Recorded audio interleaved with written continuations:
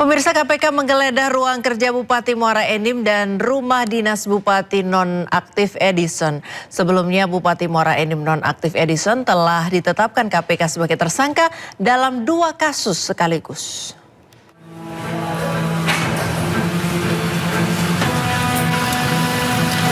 KPK menurunkan 2 tim untuk menggeledah 4 lokasi di Kabupaten Muara Enim, Sumatera Selatan. Lokasi yang digeledah adalah kantor Bupati Muara Enim, kantor Dinas Pendidikan dan Kebudayaan, rumah dinas Bupati, dan rumah sekretaris Dinas Pendidikan dan Kebudayaan.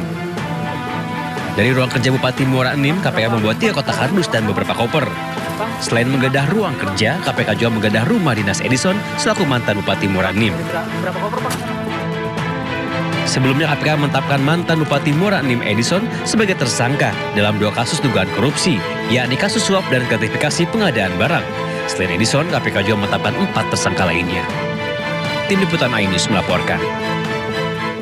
Pemirsa, Kejaksaan Agung menetapkan tersangka baru dalam kasus dugaan korupsi tata kelola program makan bergizi gratis atau MBG. Tersangka baru adalah Komisaris PT YAT, penyedia sepeda motor listrik yang diduga terlibat dalam proses pengadaan dan kerjasama dengan pihak internal Badan Gizi Nasional. Direktur Penyidik Jampitsus Kejagung menyebut penetapan tersangka dilakukan setelah penyidik mengantongi 2 alat bukti yang cukup. Sebelumnya Kejagung juga telah menetapkan sejumlah nama termasuk ex-pejabat Badan Gizi Nasional yang diduga terlibat dalam jual beli titik layanan dan pengadaan barang.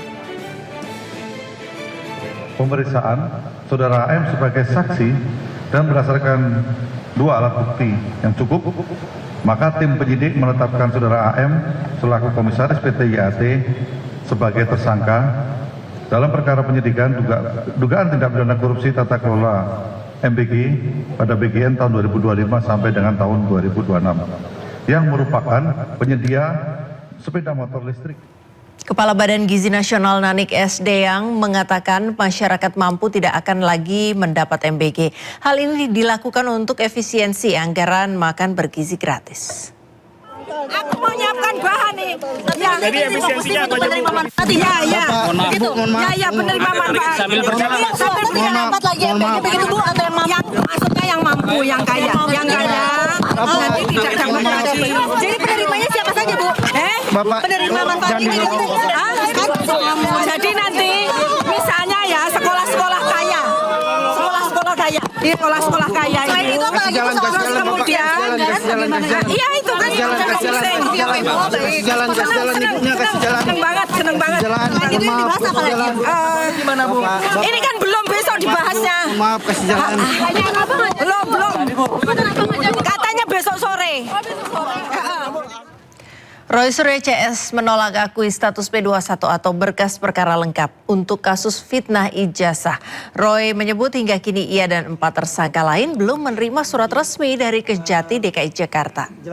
Walaupun Polda Metro Jaya telah menetapkan status P21 atau berkas perkara lengkap untuk kasus fitnah ijazah Jokowi, namun Roy CS bersikukuh tidak mengakuinya. Menurut Roy, hingga saat ini bersama 4 tersangka lain, ia sama sekali belum menerima dokumentasi resmi dari Kejati DKI Jakarta. Roy juga menyebut status P21 atau berkas perkara lengkap tidak bisa hanya diumumkan lewat lisan, tetapi harus dalam bentuk surat resmi. Roy justru menyebut polisi terpaksa mengumumkan status P21 karena terpaksa. Jadi jelas ya, clear banget bahwa apa yang dikatakan sudah P21 sampai saat ini, sampai kita press conference ini belum ada. Padahal itu harus hitam di atas putih, harus tertulis dan tidak boleh hanya omon-omon, tidak boleh hanya goib. Dan di lembar P21 ini jelas betul tahapannya, tahapan keduanya tanggal berapa. Dan itu ada deadline-nya.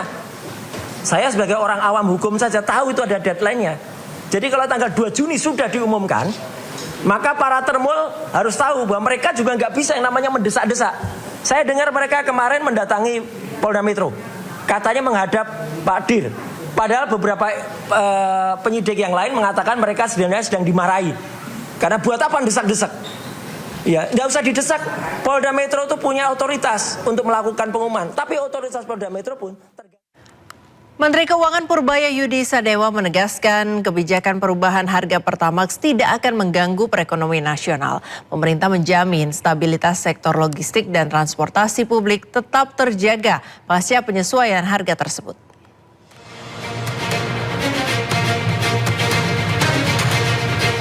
Menteri Ekonomi Purbaya Yudi Sadewa menegaskan dampak ekonomi dari penyesuaian harga BBM jenis Pertamax dikategorikan sangat terbatas. Faktor utama yang meminimalkan dampak kebijakan tersebut adalah karakteristik pengguna Pertamax yang bukan berasal dari sektor angkutan umum massal maupun armada pengangkut logistik barang.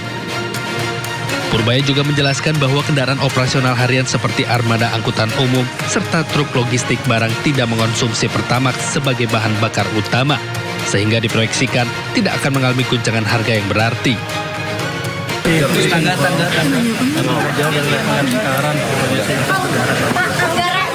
Pak, di sosmed ramai soal ajakan pada pindah ke Pertalite, Pak, untuk potensi beban anggaran tambahan subsidi gimana sih, Pak? Hitungan Kemenq, Pak? Udah ada berapa, Pak? Kira-kira, Pak? Kita nggak hitung, tapi begini, pasti ada berapa persen yang pindah, cuman kan harusnya nggak semuanya pindah. Kenapa? Karena kan yang beli Pertamax tahu mobilnya cocok untuk Pertamax. Untuk yang motor kan tidak ada seperti itu ya, Pak? Berapa persen, Pak, yang bakal pindah? Karena beberapa orang juga pada udah mau ngelihat My Pertamina nih mau Kita pindah. belum hitung, mungkin ditanya Pak Bahlil yang mengerti. Sebelumnya, kenaikan harga Pertamax membuat sejumlah pengendara beralih ke Pertalite yang harganya Rp10.000. Hal ini pun berdampak pada antrean kendaraan di sejumlah SPBU di berbagai daerah.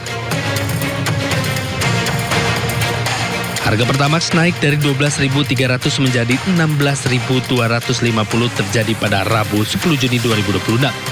Kenaikan mencapai Rp4.000. Sementara untuk Pertamax Turbo, Dexlite, dan Pertamina Dex tidak mengalami kenaikan harga. Tim Liputan iNews melaporkan.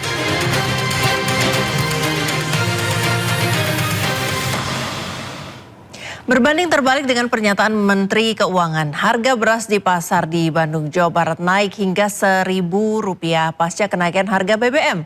Pedagang pun mengeluh akibat berkurangnya pembeli.